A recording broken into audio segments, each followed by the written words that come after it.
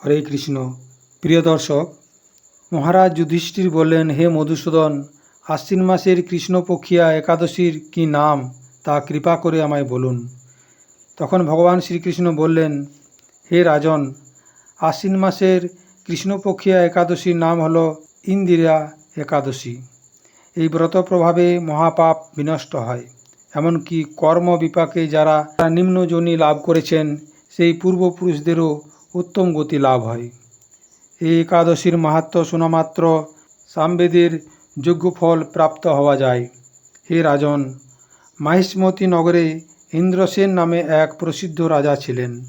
ধর্মবিধি অনুসারে রাজ্য পালনে তিনি বিশেষ খ্যাতিসম্পন্ন ছিলেন। তার বিপুল ধন সম্পত্তি ছিল। পুত্র পুত্রাদি সহ তিনি সুখে রাজ্য পরিচালনা করতেন।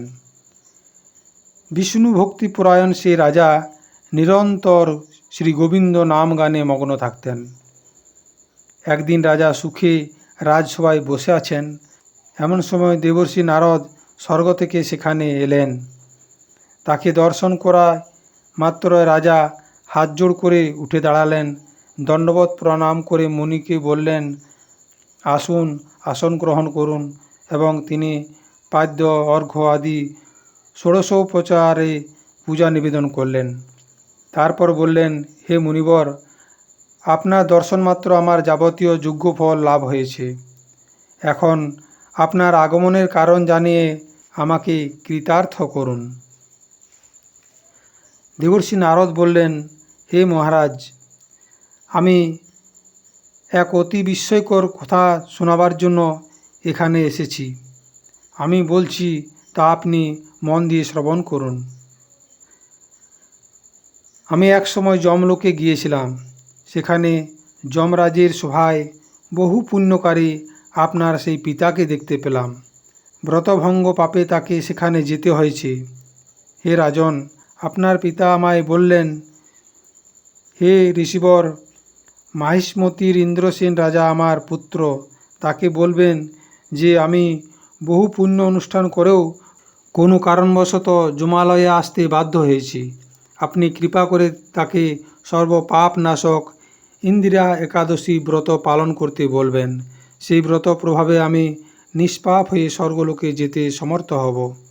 এই কথা জানাবার জন্যই আমার আগমন। হে রাজন, আপনার পিতার মঙ্গল বিধানে আপনি যথাবিধি ইন্দিরা ব্রত পালন করুন। রাজা জিজ্ঞাসা করলেন, হে দেবর্ষি, সেই ইন্দিরা ব্রতের বিধি কি? কোন তিথি বা কোন পক্ষে এই একাদশী ব্রত করা কর্তব্য তা কৃপা করে আমায় বলুন।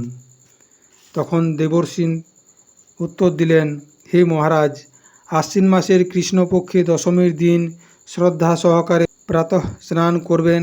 মধ্যাহ্নে ভক্তি ভাবাপন্ন হয়ে পুনরায় স্নান করবেন এবং রাত্রিকালে ভূমিতে শয়ন করবেন। পরদিন একাদশীতে প্রাতঃ কৃত্যাদি সমাপন করে নিরাহারে থাকবেন। ব্রতের নিয়মাবলী দৃঢ়ভাবে পালন করবেন।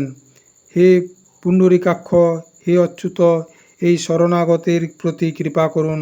এইভাবে শ্রদ্ধা সহকারে শালগ্রাম পূজা করে পিতার উদ্দেশ্যে ব্রতের ফল অর্পণ করবেন।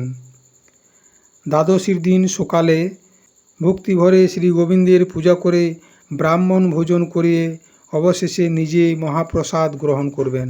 হে রাজন, বিধি অনুসারে শ্রীহরি এবং ভক্তদের অর্চন করলে আপনার পিতৃবর্গ মুক্তি লাভ করে শীঘ্রই বৈকুণ্ঠে গমন করবেন। রাজাকে এই উপদেশ দিয়ে দেবর্ষি নারদ প্রস্থান করলেন। রাজা ইন্দ্রসেন মুনিবরের উপদেশ মতো পুত্র পরিজন সহ ভক্তি সহকারে এই ইন্দিরা ব্রতের অনুষ্ঠান করলেন। তখন দেবলোক থেকে পুষ্পবৃষ্টি হতে লাগল এবং তার পিতাও বিষ্ণুলোকে গমন করলেন। তারপর রাজা ইন্দ্রসেন নিজ পুত্রকে রাজ্যভার অর্পণ করে নিজেও বিষ্ণুলোকে ফিরে গেলেন। এই ইন্দিরা একাদশীর মাহাত্ম্য পাঠে ও শ্রবণে মানুষ সকল পাপ মুক্ত হয়ে বিষ্ণুলোক প্রাপ্ত হয়। সমস্ত একাদশী বৈষ্ণব পঞ্জিকা অনুযায়ী পালন করা হয়। তাই বৈষ্ণব পঞ্জিকা অনুযায়ী ব্রত সংকল্প 10ই আশ্বিন 27শে সেপ্টেম্বর শুক্রবার, ব্রত উপবাস 11ই আশ্বিন 28শে সেপ্টেম্বর শনিবার, ব্রত পারণ 12ই আশ্বিন 29শে সেপ্টেম্বর রবিবার পালনের সময় ভোর 5:27 থেকে সকাল 9:26 মধ্যে। প্রিয় দর্শক, আপনি যদি আমার চ্যানেলে নতুন হয়ে থাকেন তবে চ্যানেলটি সাবস্ক্রাইব করে সঙ্গে থাকুন এবং লাইক, কমেন্ট ও শেয়ার করতে ভুলবেন না। ধন্যবাদ।